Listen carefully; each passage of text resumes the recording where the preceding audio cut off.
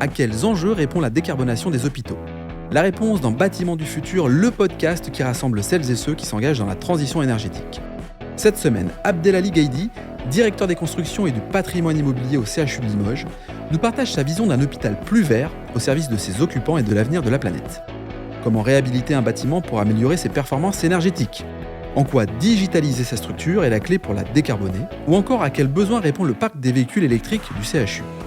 Abdelali nous éclaire sur les enjeux de la modernisation de grande ampleur du CHU de Limoges. Bâtiments du futur, un format proposé par Schneider Electric. Bonjour Abdelali. Bonjour Laurent. Abdelali, tu es directeur des constructions et du patrimoine immobilier au Centre hospitalier universitaire de Limoges, qui est d'ailleurs en pleine transformation. Est-ce que tu peux nous en dire un peu plus sur cet hôpital et sur ta fonction au sein de celui-ci? Avec plaisir. Alors, l'établissement du CHU de Limoges, donc c'est un établissement universitaire qui dispose de 1960 lits et places, avec un budget de fonctionnement de 560 millions. Et puis donc premier employeur de la région, de l'ex-région Limousin, puisque maintenant on fait partie de la région Nouvelle-Aquitaine. Et donc on emploie 6000 agents. Donc le CHU, c'est une grosse machine, hein, c'est une grande entreprise. Et puis plus particulièrement en ce qui me concerne, donc je suis directeur des constructions et du patrimoine, et je dirige un service de 200 personnes qui s'occupent de 4 secteurs: l'environnement, la sécurité et la sûreté des sites, la partie bien sûr travaux, immobiliers, investissement, et puis enfin le volet services techniques et exploitation. Donc un enjeu très important et un positionnement très important au sein du CHU. Ok, donc un pool économique assez fort, assez présent sur le territoire, une grosse structure qui accueille des milliers de patients, médecins et étudiants, et qui s'est agrandie récemment avec la construction d'un nouvel hôpital en 2019, le Dupuytren 2. Maintenant, c'est l'hôpital principal, Dupuytren 1, qui est en travaux, et ça s'inscrit dans ce plan de modernisation que tu évoquais, c'est bien cela? Tout à fait. Donc j'ai eu l'honneur effectivement de piloter l'opération Dupuytren 2, donc qui est un bâtiment de 30 000 m², de 400 lits et places, qu'on a livré en 2019. Il s'agit d'une première étape, d'une première pierre du plan de modernisation qui nous permet de libérer de la place dans le bâtiment Dupuytren 1, qui lui va faire l'objet d'une réhabilitation en site occupé. Donc on va avoir plusieurs opérations de transfert, des opérations tiroirs, et donc tout ceci s'inscrit dans le plan de modernisation qui va aller jusqu'en 2030 et qui va coûter environ 450 millions d'euros d'investissement. Alors ça, c'est hyper intéressant. On va l'aborder justement après sur comment fait-on pour passer d'un hôpital à un autre quand on est en pleine rénovation. Là, la problématique primordiale d'aujourd'hui, j'imagine, c'est aussi la décarbonation. Les hôpitaux peuvent et doivent aussi agir à ce niveau-là. Pourquoi c'est important de décarboner son hôpital et comment on s'y prend?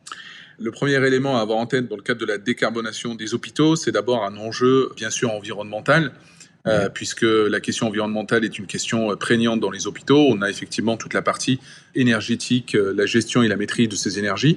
On a aussi toute la partie gestion des déchets aussi qui est importante. Et puis vous avez aussi toute la partie RSE, donc responsabilité sociale et environnementale, où on a effectivement des engagements forts qui ont été pris par la direction et pour lesquels on doit y répondre. Et donc le plan de modernisation vient aussi concrétiser certains critères, certains objectifs, et en particulier en ce qui concerne l'accueil et tout ce qui concerne les sujets environnementaux. Parce que tout cela implique une transformation en profondeur des bâtiments eux-mêmes, on l'a précisé juste avant. L'hôpital Dupuytren 2 est une structure ultra moderne et ultra connectée.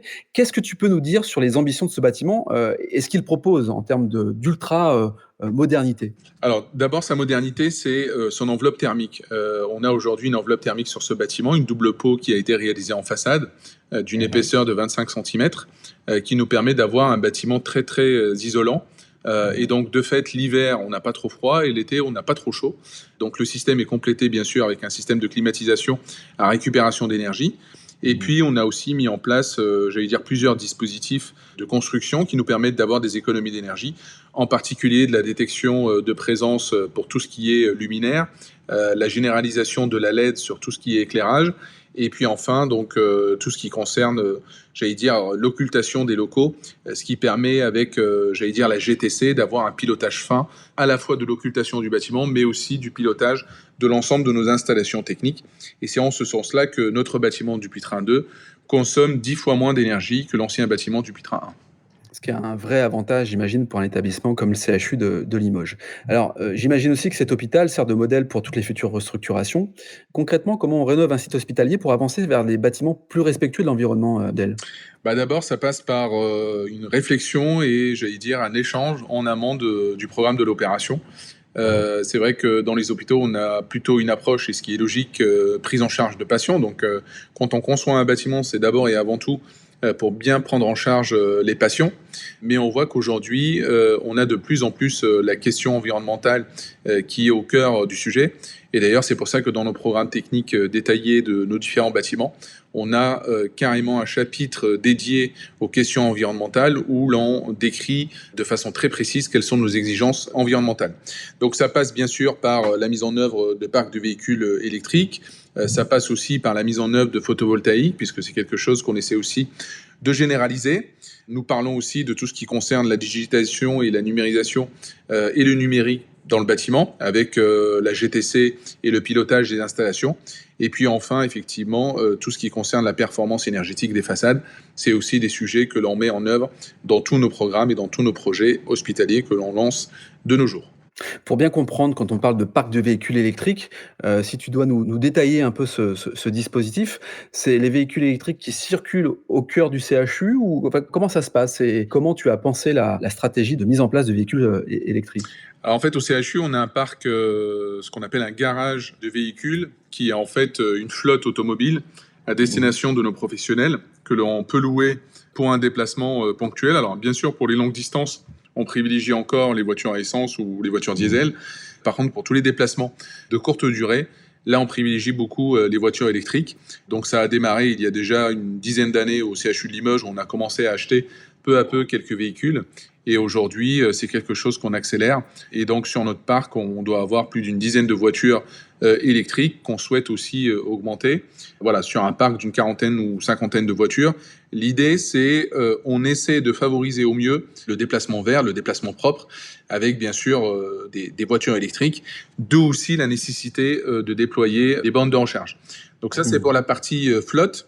Ensuite, il y a aussi tout l'intérêt pour notre personnel, puisque notre personnel aussi est en demande sur ces aspects-là. De plus en plus, on le voit avec l'augmentation du prix de l'essence, on a de plus en plus de demandes de mise en œuvre de bornes de recharge. Donc on essaie aussi de déployer des bornes de recharge un peu partout sur nos parkings pour le personnel. Pour l'instant, cette électricité n'est pas payante, elle le sera sans doute dans les prochaines années. Mais voilà, c'est une démarche forte qu'on a souhaité initier.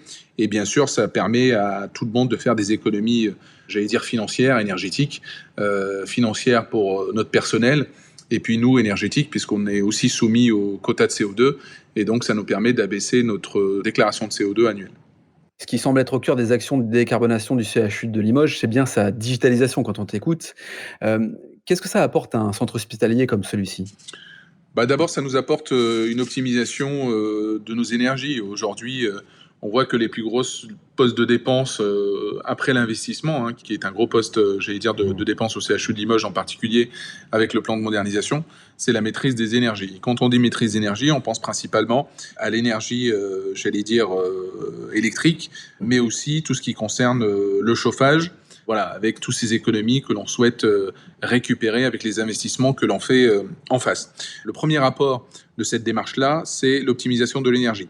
La deuxième, bien sûr, qui va avec, dès lors qu'on fait de l'optimisation, c'est le gain financier que l'on a en face. Et là aussi, on a ce qu'on appelle des RSI, donc des retours sur investissement qui sont identifiés avec le plan d'investissement qu'on a validé jusqu'en 2030.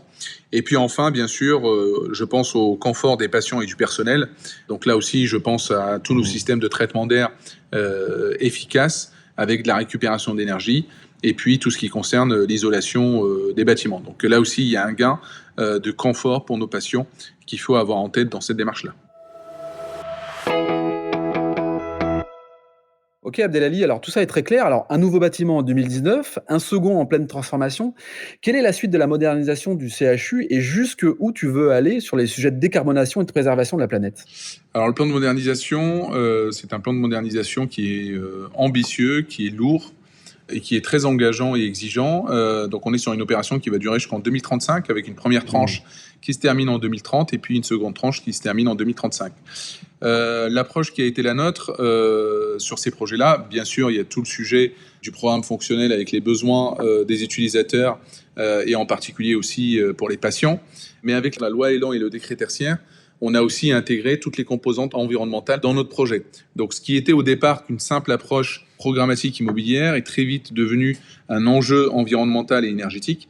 Et donc on a complété notre projet en ce sens-là, afin de respecter aussi cette volonté de décarbonation au sein de notre CHU. Donc le plan de modernisation, c'est en fait une transformation immobilière de quasiment 80% de nos surfaces. Donc 80% de nos surfaces bâties vont être réhabilitées.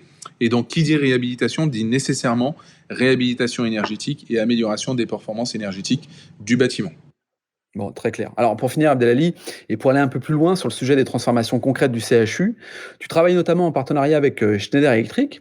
Est-ce que tu peux m'en dire un peu plus sur cette collaboration et nous citer quelques exemples? Alors, c'est une collaboration effectivement de longue date, puisqu'en fait, l'entreprise Schneider, moi je connais depuis maintenant 16 ans, depuis que j'ai démarré ma carrière professionnelle, puisqu'auparavant je travaillais pour une société qui s'appelle ICAD, qui est en fait une foncière et un promoteur immobilier, et je travaillais déjà avec la société Schneider. Donc dans les hôpitaux, c'est une entreprise connue et reconnue. C'est une, collaboration fondée sur l'écoute, mais aussi sur l'innovation, puisque l'entreprise Schneider nous apporte aussi des solutions techniques innovantes et performantes pour les hôpitaux. Et donc, on a effectivement plusieurs opérations qu'on a menées et qu'on va encore mener dans les prochaines années. Je pense notamment à toutes nos installations de haute tension ou de basse tension pour lesquelles on met en œuvre des produits de qualité qui sont reconnus sur le marché. Et puis, effectivement, on déploie beaucoup de bandes de recharge électrique Schneider, là aussi parce qu'on a, un retour d'expérience très satisfaisant, et c'est quelque chose en tout cas qui permet d'avoir une garantie, une confiance vis-à-vis du client. Donc voilà, donc une collaboration très à l'écoute et puis surtout très ciblée, très tournée vers l'innovation. Bon, tout ça est très clair. Merci Abdelali d'avoir participé au podcast Bâtiment du futur, un format proposé par Schneider Electric. Merci à toi Laurent. Si cet épisode vous donne envie d'aller plus loin, c'est l'occasion d'en parler à Fabrice Broutin, directeur France du segment santé chez Schneider Electric. Bonjour Fabrice. Bonjour Laurent. Fabrice, peux-tu nous dire comment passer de l'idée aux actes lorsque l'on veut transformer sa structure de santé ? Alors c'est très simple. Schneider Electric accompagne les bâtiments de santé dans leur transition digitale, écologique et bien entendu humaine. Et comme on a pu l'entendre dans ce podcast, Schneider Electric travaille étroitement avec les structures de santé du territoire sur tous les enjeux de la transformation. Pour entrer en contact avec nous, rien de plus facile. Rendez-vous sur le site internet www.se.com ou sur mon profil LinkedIn. Et je me ferai un plaisir de vous répondre. Allez, à très bientôt. C'est très clair. Merci Fabrice. Merci Laurent.